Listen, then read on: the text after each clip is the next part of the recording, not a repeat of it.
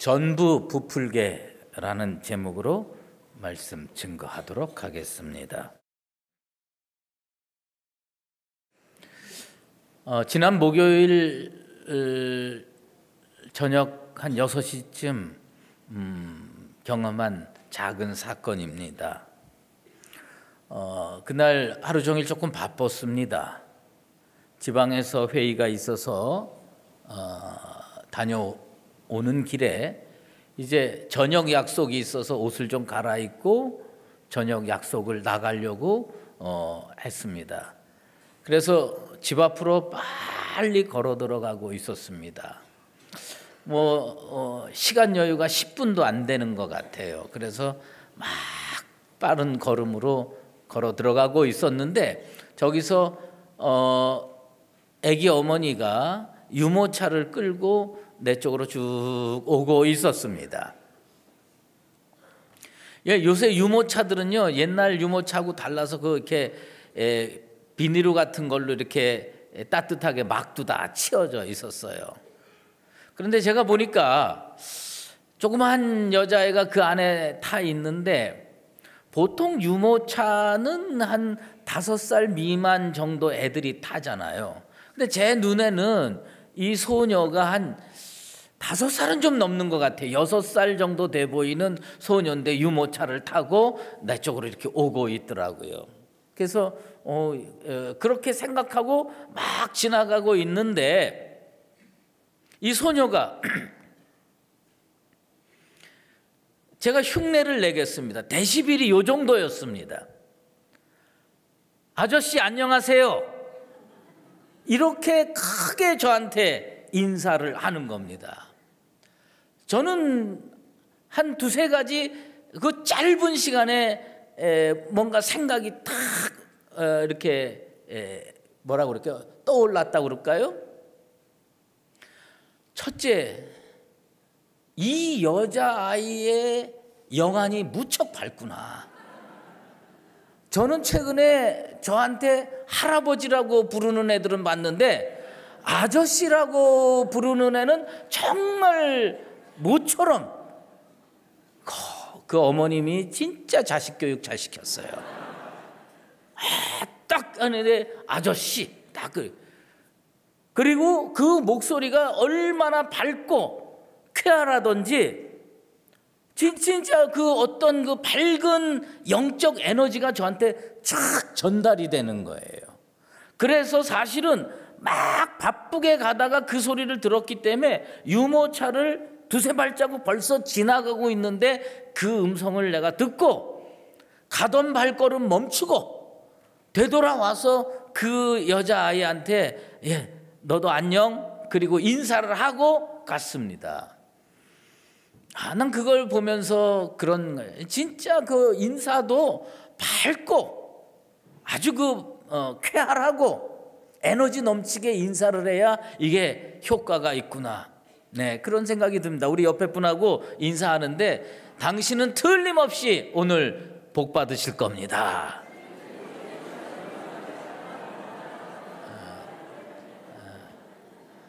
옆에 분이 진짜 밝게 얘기한 거 맞아요? 예, 그래요.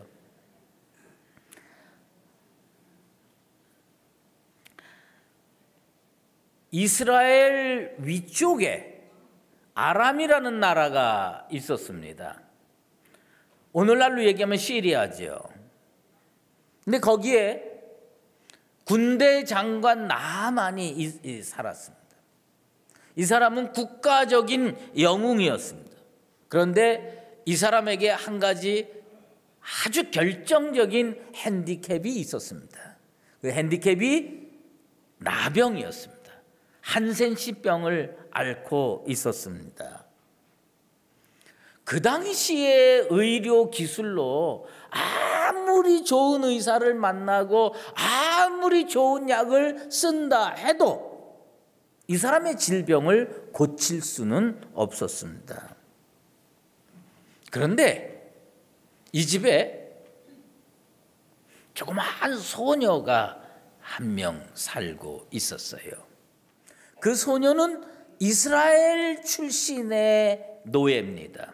아마 군대가 침공에 들어갔다가 포로로 잡아왔는지 아니면 팔려왔는지 성경에 정확하게 기록되어 있지는 않지만 이 소녀가 그 나만 장군 집에 살고 있었습니다. 자기 주인이 나병으로 그렇게 고통당하는 것을 옆에서 보면서 이 소녀가 그 부인되는 안주인을 찾아가서 이야기를 합니다. 저런 병은 내가 옛날에 살던 사마리아 땅에 가면 아주 훌륭한 선지자가 한 분 계십니다.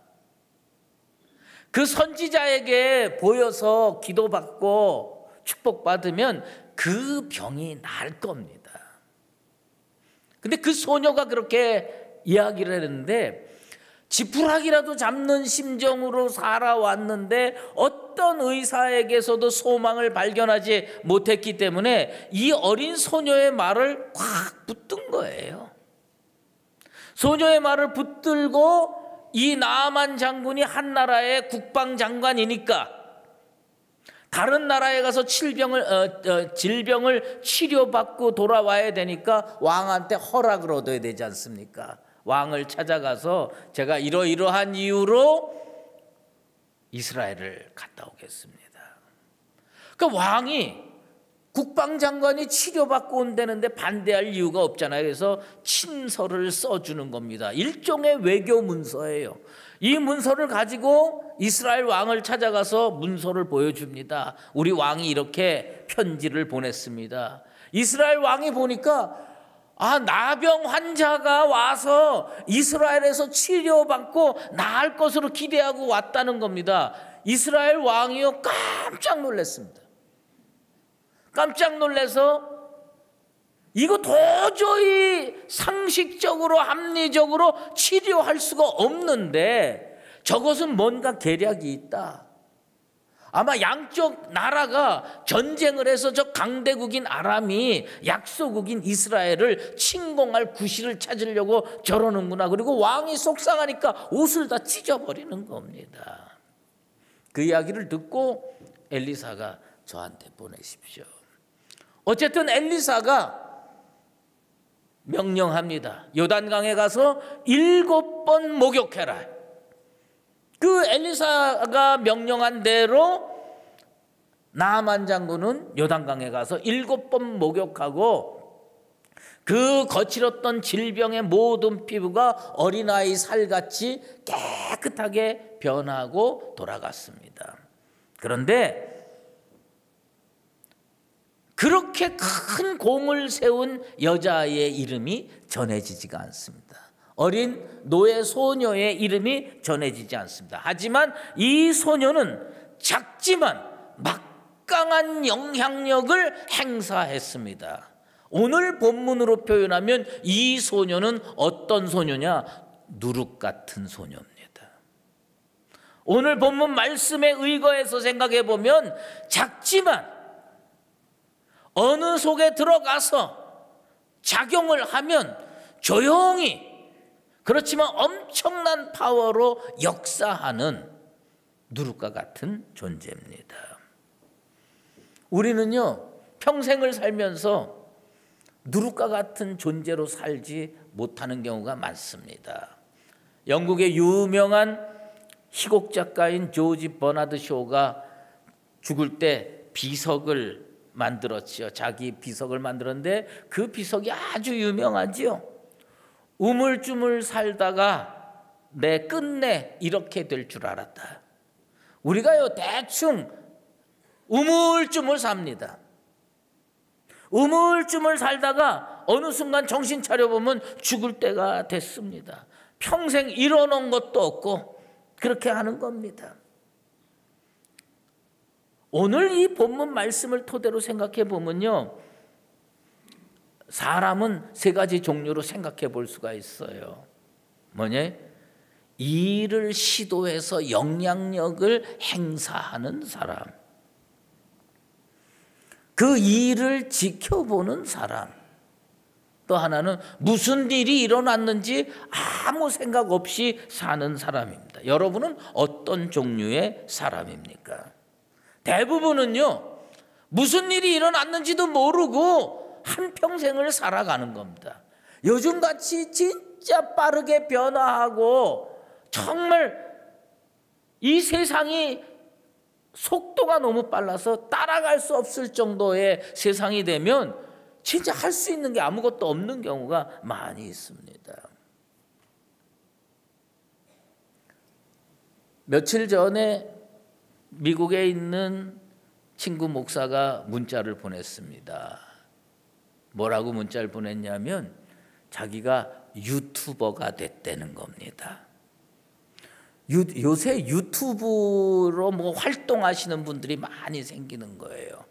그래서 친구가 그 유튜브를 개설을 했다니까 그 유튜브를 틀어서 쭉 봤어요. 그랬는데 그 유튜브 이름이 제가 생각할 땐 참 참신하게 느껴지는 유튜브의 그 이름이에요. 뭐냐면 팡터바라는 유튜브예요.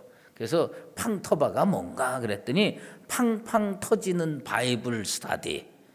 그래서 제가 느낄 때는 이게 무척 신선해요. 그래서 우리 부교육자들한테 제가 내놔봤습니다. 야, 이거 이름이 참 신선하고 좋다 그랬더니 우리 부교육자들의 공통된 견해는 뭐냐면 너무 올드하다는 거예요.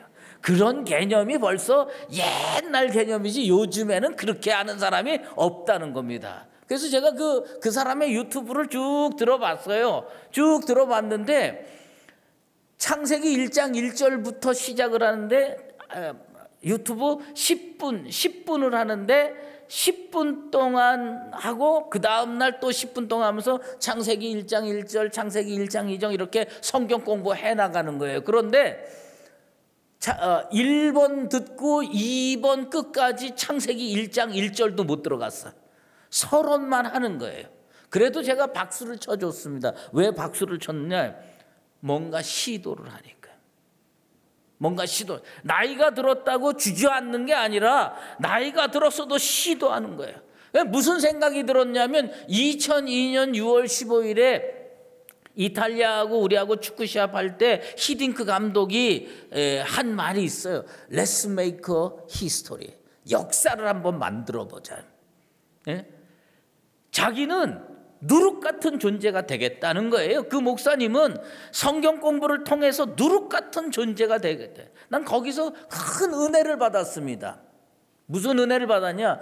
저 나이가 돼도 누룩 같은 존재로 살고자 하는 이 열정, 하나님께서 귀히 보시겠구나. 난 우리 강북제일교회 성도들이 각자 위치에서 하나님이 원하시는 누룩 같은 존재로 살려고 결단하시게 되기를 예수 그리스도의 이름으로 축원합니다. 예수님께서 천국 비유를 여러 개 말씀해 주셨는데 오늘 우리가 읽은 누룩의 비유는 가장 짧은 비유입니다만은 의미는 매우 깊습니다. 근데 여기 핵심 내용이 뭐냐? 변화해야 된다는 겁니다. 변화해야 되는데 변화하려면 어떻게 되느냐? 시도해야 된다는 거예요. 가만히 앉아 있어 가지고는 변화가 오지 않는다는 겁니다. 뭔가를 해야 된다는 거예요. 가루 서말 속에 누룩을 집어넣듯이 뭔가를 하지 아니하면 변화가 일어나지 않는다는 겁니다.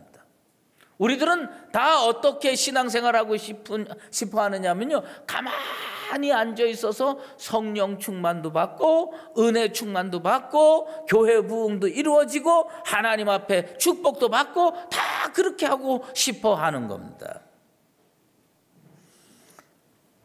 설교를 준비하면서 제가 깜짝 놀란 게 한 구절이 있어요. 그게 뭐예요? 오늘 성경 짧잖아요. 짧은데 이 성경이 아니라 제가 집에서 설교 준비할 때 쓰는 성경인데 볼펜으로 성경에다가 밑줄을 쭉 그어놨더라고요. 근데 그 그어놓은 부분을 제가 읽겠습니다. 오늘 본문에서 제가 빨간 줄로 쭉 그어놓은 부분을 읽어드리겠습니다. 가루 서말 속에 갖다 넣어 전부 부풀게 한 누룩. 여기다가 줄을 쭉 걷더라고요. 그리고서는 설교 준비를 많이 했어요. 그런데 제가 그걸 보면서 이게 아니다. 새로운 어떤 깨달음, 새로운 영감, 이게 딱 저에게 전해지는 겁니다. 그게 뭐냐? 딱 한 단어 줄을 안 걷더라고. 딱 한 단어가 뭐냐?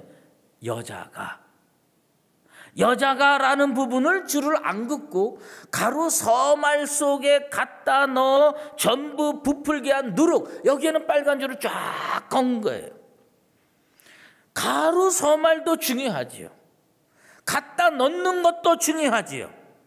전부 부풀게 하는 것도 중요하지요. 누룩도 중요하죠. 그런데 이 모든 일이 변화로 이루어지려면 누가 필요하냐? 여자가 필요하더라고. 그러면서 나 스스로도 그렇게 생각하고 오늘날 한국 교회의 모습도 생각이 되는 거예요. 지금 한국 교회는요, 가로 서말 많이 있습니다. 누룩 많이 있어요. 근데 어떤 존재들이 없어지고 있느냐? 그것을 갖다가 집어넣어 줄 여자가 점점 사라지고 있는 거예요. 에너지를 가지고 주의 일을 하려고 달려들고 자기 역할을 하려고 하는 사람들이 없어지고 있는 겁니다. 변화의 주체는 누구냐? 그 여자거든요. 그 여자 역할하는 나와 여러분 같은 사람들이요, 가만히 앉아서 뭐냐면 여기 가로 서말 있다, 여기 누룩 있다, 이거 섞으면 큰 부푸는 변화의 역사가 일어납니다. 이걸 다 알아요. 그런데 누구만 없느냐? 여자만 없는 거예요. 여자만 없는 거예요. 구슬이 서말이라도 꿰어야 보배죠. 구슬도 있어요. 바늘도 있어요.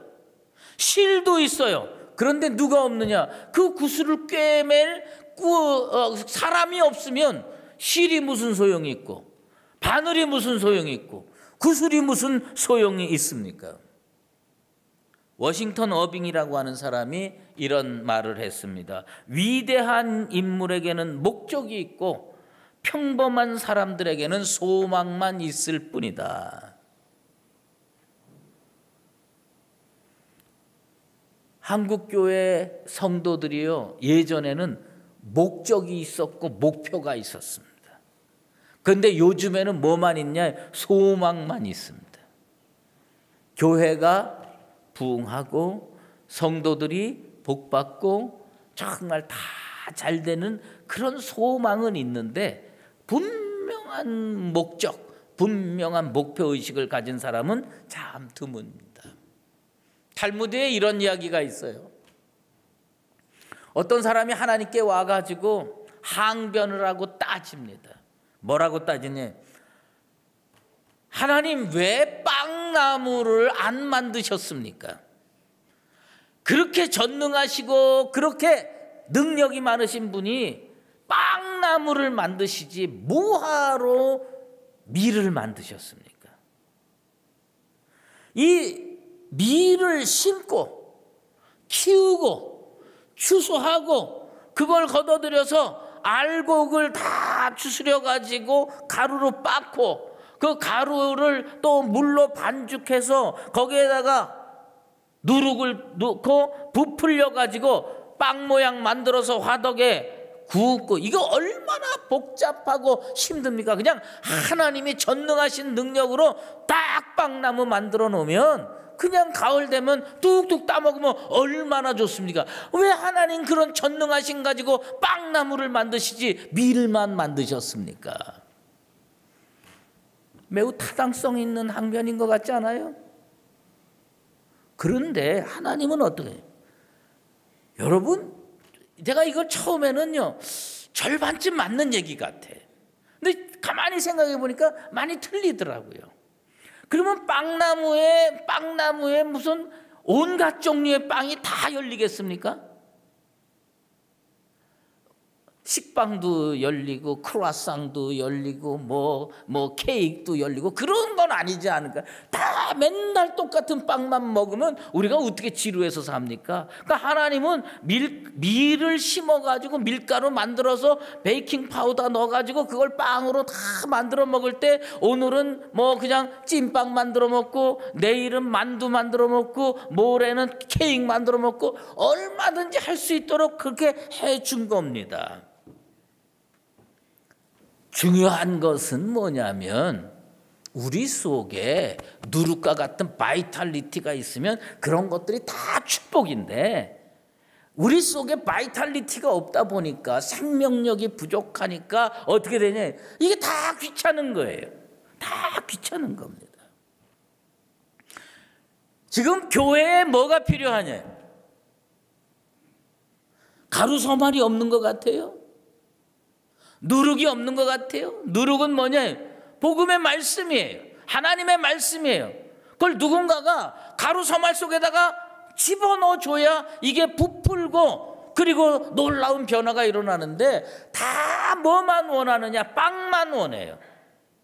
빵만, 만들어진 빵만 원하는 시대가 돼버렸습니다. 변화가 왜 일어난 줄 아십니까? 그 여자가 가루도 봤어요. 누룩도 봤어요. 이 여자가 가지고 있는 문제가 뭔지 아십니까? 배고픈 거예요. 배가 고픈 거예요. 배가 고픈 눈으로 가루가 보이는 거예요. 배가 고픈 눈으로 누룩이 보이는 거예요. 그러면 이 조합을 잘 활용하면 빵을 만들어 먹을 수 있겠구나는 분명한 목표의식이 생기는 겁니다. 여러분, 목표가 없으면요, 아무리 창고에 밀가루가 가득 쌓여 있어도 그걸로 밥 해 먹을 생각, 빵 만들어 먹을 생각 안 합니다. 나는 뭐 다른 사람 얘기할 거 없습니다. 가끔 저희 집사람이 어딜 가고 나면요, 정말 세상이 노래집니다. 점심이 되면 뭘 어떻게 해야 될지 모르겠어요. 그럼 그거 어떡합니까? 집에 밥이 없어요. 쌀이 없어요. 우리 집에 놀랍게도 밀가루도 있습니다. 근데 제가 어렸을 땐 그런 거 가지고 반죽해서 수제비도 해먹고 칼국수도 해먹었는데 이게 나이가 들면서 점점 무능해져 가지고 할 줄 아는 건 기도밖에 없어요. 그래가지고 어떻게 되냐? 그냥 고민하다가 나가서 짜장면 하나 시켜 먹고 마는 겁니다. 한국 교회 예전에 왜 부흥이 일어났느냐? 한국 교회에 분명한 목표 의식이 있었어요. 그게 뭐냐면 제가 어렸을 때 그런 말 듣고 자랐고요. 청년 시절에 그런 말 외치고 자랐고요. 제가 목회자 되고 담임 목사 됐을 때 이런 말을 성도들에게 가르쳤습니다. 그게 뭐냐면 민족 복음화라는 겁니다. 민족 복음화라고 하는 것을 가르쳤어요. 그런데 이게 서서히 저물어 갑니다. 사람들 입에서요, 민족 복음화라는 말이 다 사라졌습니다. 지금은요, 교회에서 어떤 말이 없어졌느냐면 전도라는 말을 거의 설교 시간에 하지 않습니다. 왜요? 전도라는 말을 통해서 성도들에게 부담 주기 싫은 거예요. 이 전도라는 말을 통해서 성도들을 자극해가지고 불편하게 만들기 싫은 거예요. 그 다른 얘기만 하는 거예요. 본질을 얘기를 못하는 겁니다. 한국 교회에서요, 민족 복음화 사라진 지 오래됐고요, 전도 이야기하는 목회자 거의 없습니다. 분명한 목표 의식이 있어야 그것을 누룩 역할도 할 수 있고 가루소말에다가 집어넣을 수도 있고 여자 역할도 하고 하는 겁니다. 목표의식이 없는데 누가 배고프지 않은데 밀가루가 있으면 뭐하고 누룩이 있으면 뭐합니까? 제가 운동 좀 해야 되겠다 이렇게 작정을 했습니다. 좀 걸어야 되겠다. 그래가지고 이제 사람들한테 이야기를 들으니까 이게 조금 많이 걸어야 된답니다. 그러면서 약간 이 둘레길 같은 데를 많이 걷는 게 건강에 좋다는 겁니다. 그러면서 저한테 뭘 얘기를 하냐면 트레킹화를 사야 된다는 거예요. 나는 그냥 신발 신으면 다 되는 줄 알았더니 트레킹화가 필요하다는 겁니다. 그러면서 어디를 추천하냐면 저기 그 합정동에 가면 양화대교 옆에 무슨 그 싸게 그런 거를 파는 아울렛이 있다는 겁니다. 거기 가면 그거를 싸게 살 수 있대요. 나는 그 양화대교 옆을 아마 수백 번을 지나다녔는데 거기에 아울렛이 있는지는 최근까지 몰랐습니다. 근데 트레킹을 해야 된다는 목표가 생기니까 뭐냐면 그 가게가 아울렛 가게가 눈에 띄기 시작하는 겁니다. 여러분이 누룩 역할을 할 수 없어서 안 하는 게 아닙니다. 영적인 목표가 없으면 누룩이 옆에 있어도 집어넣을 수가 없습니다. 밀가루가 산처럼 쌓여 있어도 빵 만들 생각을 하지 않습니다.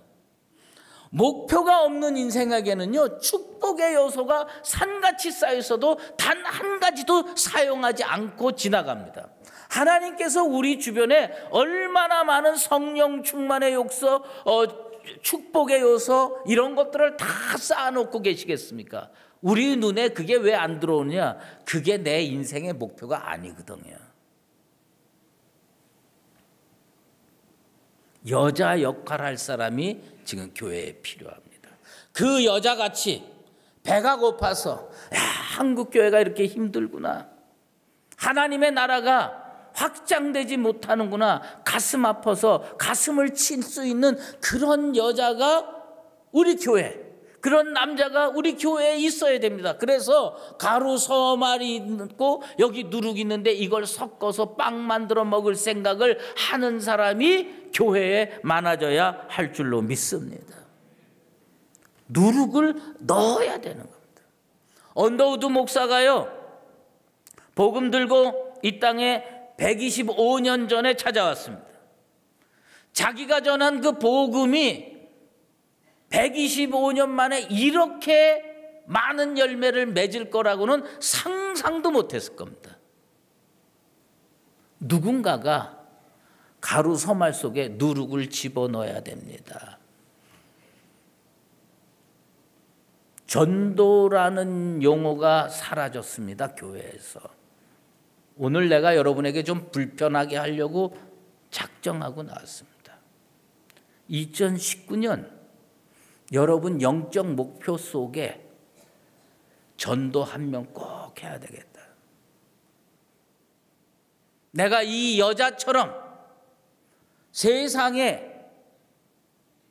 가루 서말이 있는데, 교회 안에 복음이라는 누룩이 있는데 이것만 집어넣으면 변화가 돼서 내가 상상하지도 못하는 놀라운 결과를 만들어낼 텐데, 이거 집어넣는 역할을 누가 해야 되느냐? 내가 해야 하고 여러분이 해야 할 줄로 믿습니다.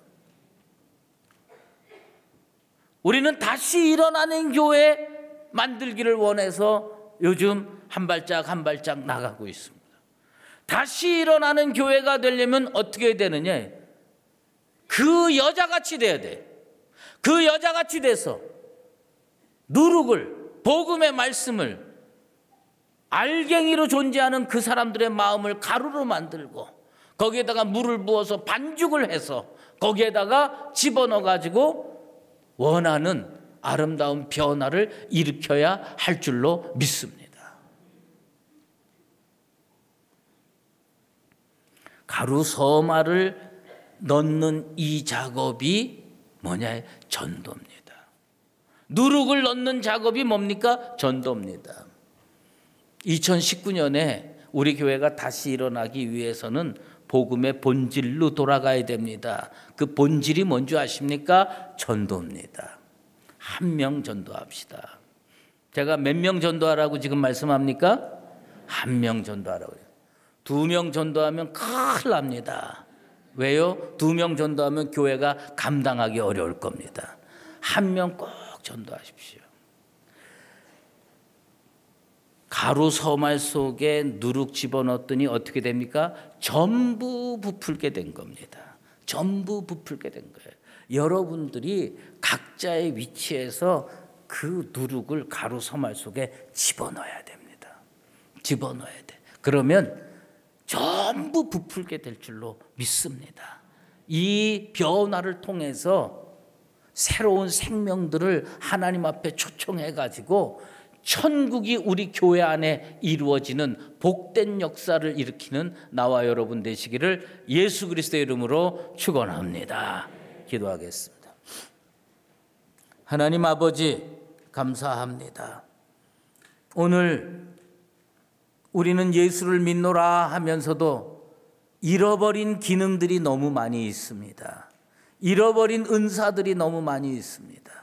아버지 하나님, 예수 믿고 건강해지고 예수 믿고 복받고 예수 믿고 잘 되기를 원하면서 우리 주님께서 승천하시면서 땅끝까지 이르러 내 증인이 되라고 하는 그 말씀에 순종해 본 적이 없습니다.